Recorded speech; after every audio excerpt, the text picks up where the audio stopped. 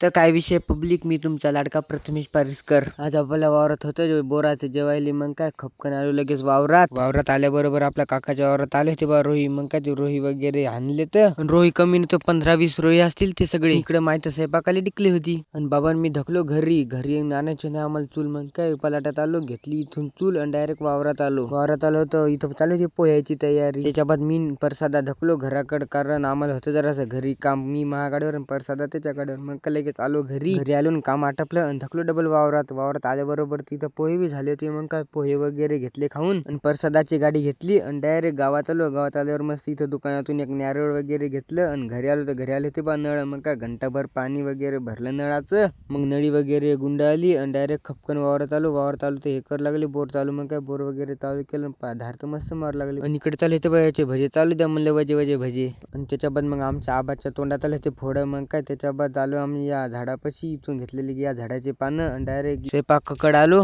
झाल्याबरोबर मस्त जेवण वगैरे केलं. तर चला मग आजच्यासाठी इतकंच, भेटू आपण पुढच्या व्हिडिओमध्ये. तोपर्यंत घ्या मग लाईक आणि फॉलो करून.